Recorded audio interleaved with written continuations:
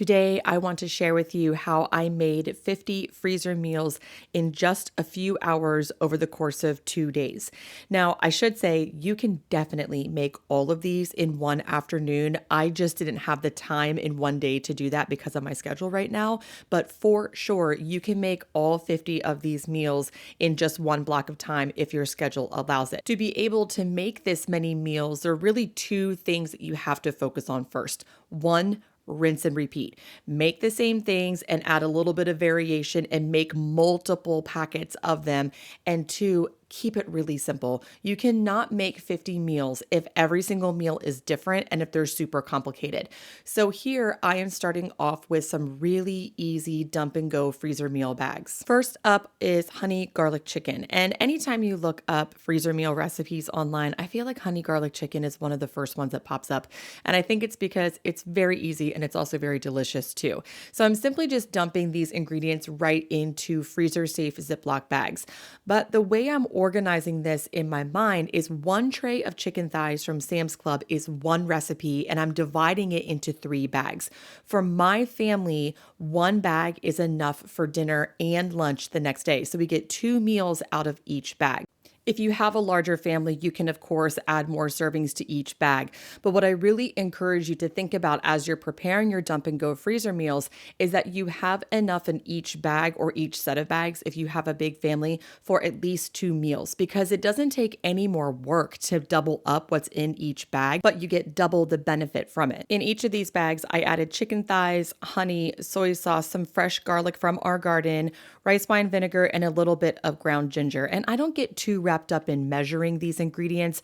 I just try to make it about the same in each bag. I'll share with you in just a minute how I prepare these from frozen and what I serve with them on a busy night. But first, I think it's important to talk about how to store 50 freezer meals because that's a lot of food and not everyone has a ton of freezer space. So the first thing that I do, of course, is I put them in individual bags, but because these have liquid ingredients, I double bag them. So that way, if there's a leak, it's not catastrophic. It's definitely a lot of bags to make 50 freezer meals. And you'll see throughout this video, I do use a lot of Ziploc bags.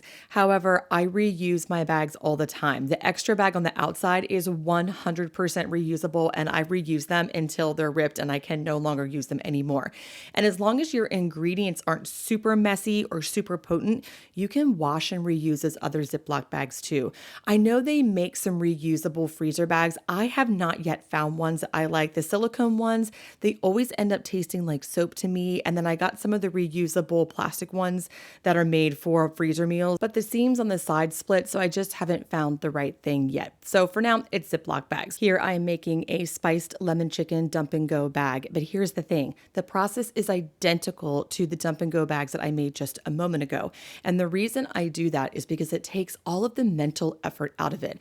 I know that I have one tray of chicken thighs per recipe, and I just start throwing ingredients in bags, and it becomes like an assembly line where I just don't have to think too much about it. So in these bags, I have chicken thighs, a little bit of honey, avocado oil, lemon juice, and I'm throwing in some garlic powder because I decided I was too lazy to chop any more garlic, some smoked paprika, cumin, and a little bit of chili powder. One thing I forgot to mention when I was talking about packing and storing these freezer meals is I always label the bags with what it is, the date, and if it's cooked or if it's raw. And honestly, it's not that hard to look at it and tell if it's cooked or raw, but when you're busy or in 6 weeks or however long it takes for us to get to these meals, I'm just going to forget what's in there. So it's always good just to label what state it is in so that way there are no surprises. The fastest way to cook these frozen dump and go bags is to put them in your Instant Pot and cook them on high for about 20 minutes. And you can cook them straight from frozen. If you have more time, you can thaw them and then reheat them in the oven if you want. But straight from frozen is usually the best go-to for me. Now, in terms of what I serve them with, because that's not a full meal on its own, I always have frozen rice in my freezer, so that's always a great side. We never tire of steamed broccoli. I usually have frozen peas, and I always have some sort of sourdough bread around. So I usually have enough to put a meal together. It's usually the protein that becomes sort of the pinch point for me, so I don't worry about the sides too much when I'm making freezer meals. I think it's really helpful to have different types of freezer meals around, and I don't necessarily mean different recipes, ones that you cook differently that can serve different needs on different days. So I also like to keep a few freezer freezer meals around that are fully cooked and ready to go. All I have to do is thaw them quickly in a bowl of warm water and then reheat them on the stove or in the microwave. Here I am making a triple batch of homemade sloppy joes, and you can get this recipe over on my blog at moonandmagnolia.com. This is a family favorite, and it's really easy to double, triple, even quadruple up. Not all recipes lend themselves to making multiple batches in one pot, but this one definitely does. Of course, I tripled this, so I used a lot more ingredients, but for a single batch of this, you will need a half an onion minced, 1 pound of lean ground beef. You could use ground beef that isn't lean, but you'll need to drain it if that's the case. So I try to use lean ground beef when I can. Some garlic, a cup of ketchup, a third of a cup of water, a tablespoon of dark brown sugar, 1 teaspoon of yellow mustard, a half a teaspoon of Worcestershire sauce, and a teaspoon of chili powder. And of course, as always, salt and pepper to taste. I don't really measure my ingredients for recipes like this, so I probably used a little more or less than what the recipe calls for. And I definitely put in more yellow mustard than I intended to, but it still turned out just fine.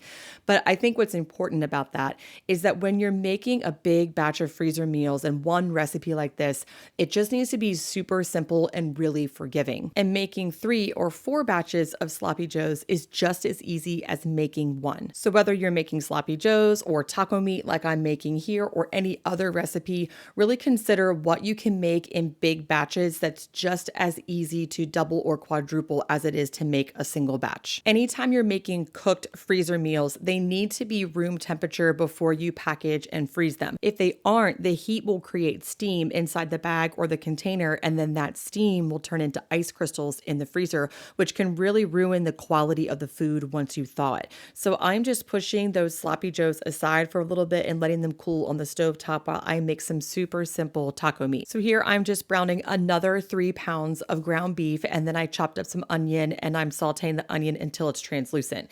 And now you might have a taco meat recipe that you really enjoy. I just kind of make this up as I go every single time I make it. I don't know if I've ever made 2 batches of taco meat that are the same.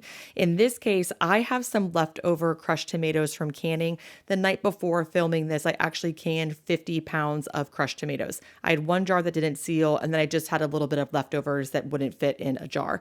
So I'm just putting that right in there, and then I'm just seasoning it with some salt, pepper, and I have this salsa seasoning from Azure Standard that I'm throwing in there. And now, in my experience, and this might be anecdotal, but I have found that ground beef doesn't freeze great unless it's in some sort of liquid or a sauce.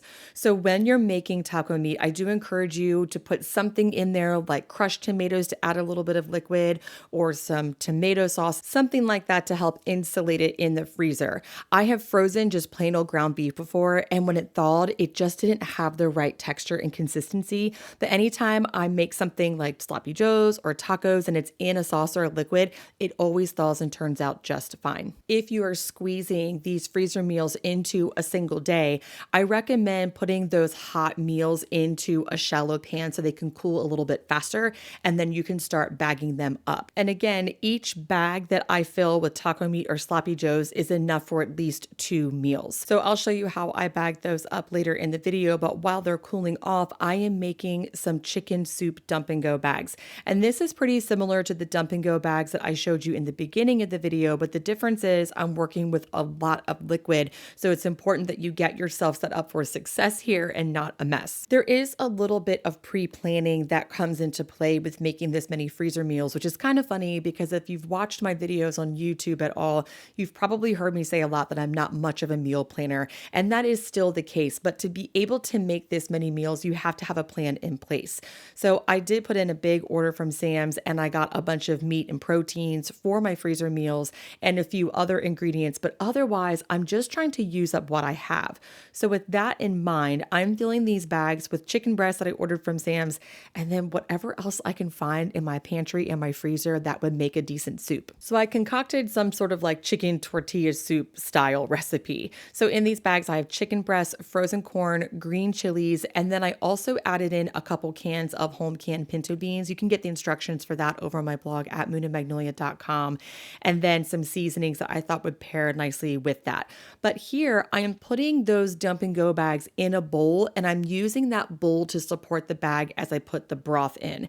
And then as I lift that bag of soup up, I put another bag in and use that to then double bag the soup, because this could really turn into quite the disaster if you don't do it correctly. As I mentioned earlier, it's helpful if you can freeze everything flat, so that way you can stack them, and it also makes thawing them much easier too. But that can be a little tricky to get soup flat in your freezer if you don't have a shelf to put it on. So what I did is I put them on a tray, and then I put that whole tray in my deep freezer in my garage, and then I let them freeze overnight. And then once they were totally frozen flat on the tray, I just took them out of the freezer for a second and removed that baking sheet and then put them back in so they are frozen and nice and flat for stacking. It took about 2 hours or so for the sloppy joes and the taco meat to come down to room temperature, but I'm using that same bowl method for these loose meat recipes because they can be kind of messy to get in those bags. And it really helps, no matter what you're bagging, to roll the tops of the bags down so that way you can keep the top of the bag clean and even the outside of the bag clean as you get those messy ingredients in there. We'll get into some overnight freezer meal prep in just a second, but the one thing I wanted to mention about the sloppy joes and taco meat is that they're super versatile. Of course, you can make sandwiches and tacos with them, but you can also make nachos and salads. The sloppy joes are great on top of rice or even mashed potatoes. So there's a lot of versatility in how you can serve them, which I think is really important when you're making many batches of the same recipe. You don't want to eat all those things day after day after day. So anything you can make that can be used in different ways and switch up how you serve them is really helpful. Now, it is the last week of summer break for us, and we are just out trying to enjoy summer before my daughter has to go back to school. So I did not have any more time that afternoon to make freezer meals, but that is okay because the slow cooker is your best friend for freezer meal prep. In my Bruden Taylor Proofer / slow cooker, which is super awesome, it's collapsible, it's easy to store, you can just use your regular old Dutch oven in it. I love this thing.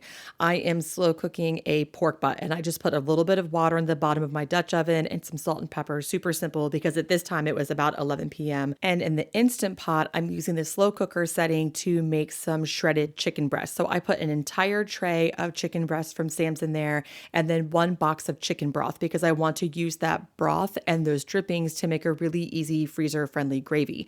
And then I cooked both of those on low overnight. The chicken breasts were done when I woke up in the morning, so I took them out to let them cool. The pork butt took a little bit longer. That was closer to 12 hours. But what's so nice about that is while you're sleeping, half of the work is done for you. So here I'm just taking those chicken breasts out using a slotted spoon so they can cool completely. And then I am making a freezer-friendly gravy. So the deal is with freezing gravy, you really don't want to use a milk-based gravy because it can separate. So this is a flour-based gravy. So I'm making first a really simple roux, and I'm just eyeballing these ingredients. You'll see in a minute it wasn't enough. But this is about 4 tablespoons of butter and then about a 1/4 cup of flour.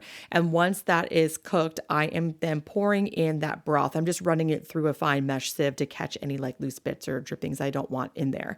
But that was not quite enough flour. So if that happens to you, if you need a thicker gravy, just make a really simple flour slurry and whisk it in there. A flour slurry is simply just 1 part flour to 2 parts cold water mixed together. So while that gravy is cooling, I'm now making a giant pot of pasta for a couple pasta bakes. But unlike the day before, I kind of have a couple projects going on at one time on this day.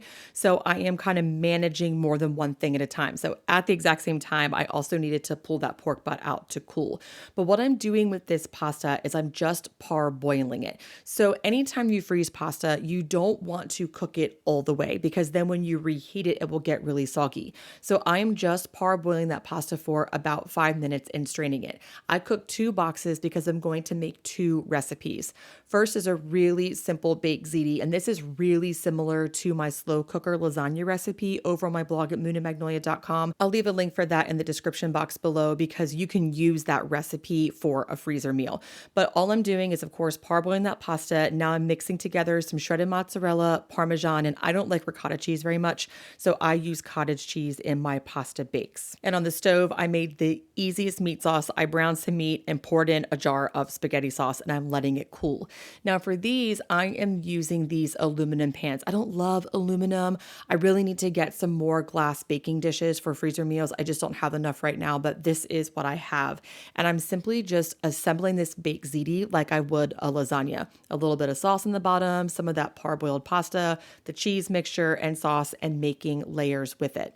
And what I like about something like a baked pasta dish, for my family of three, this is enough for a few days of lunches and dinners. I can eat leftover pasta for probably the rest of my life. So we can get at least 4 meals out of this, maybe a little bit more. There's just three of us and one of us is four. So this will last a long time.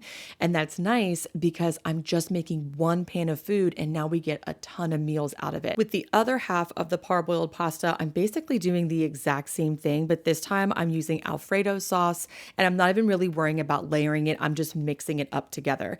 Now, this one doesn't have any protein in it. I actually don't really like protein in my Alfredo. I know that might be an unpopular opinion, but we always have home canned chicken in the pantry that we can have. And my husband usually keeps frozen shrimp around for days when we have something like an Alfredo where I don't want any meat and he does. In both of these recipes, I added about a half a cup of water just to thin the sauce a little bit. So when I bake it, it helps cook those noodles. And I will bake both of these from frozen in the oven at 350. It usually takes about an hour or so. Now, I live in southeastern North Carolina and I love a vinegar-based barbecue for pork. It's my favorite, but I just don't have the time to make that and I need to keep things really simple. So, contrary to what my fellow North Carolinians would do, I am picking this pork butt and I'm covering it in red barbecue sauce. I know the great debate across the South is who has the best barbecue or what's the best way to make barbecue, but one thing that is not debatable is the amount of time I have to make these freezer meals. So the fastest route to get my family fed with these freezer meals is to dump some barbecue sauce on them. And here's the thing. They're super delicious like that. One of the things I like about shredded meat like that is it doesn't take very long to cool. Both the chicken and the pork butt, they were hot when I was shredding them, but by the time I was finished shredding them, they were pretty much cool. And definitely by the time I got the barbecue sauce in there, they only had to sit for like 15 or 20 minutes until they were all the way down to room temperature and ready to be bagged up. So all in all, in just a few hours each day for 2 days, I was able to make all of these recipes, and every single bag or tray that I froze will give us at least 2 meals, some of them even more. And in the end, that is 50, maybe even a few more than 50 meals that we can enjoy any night of the week.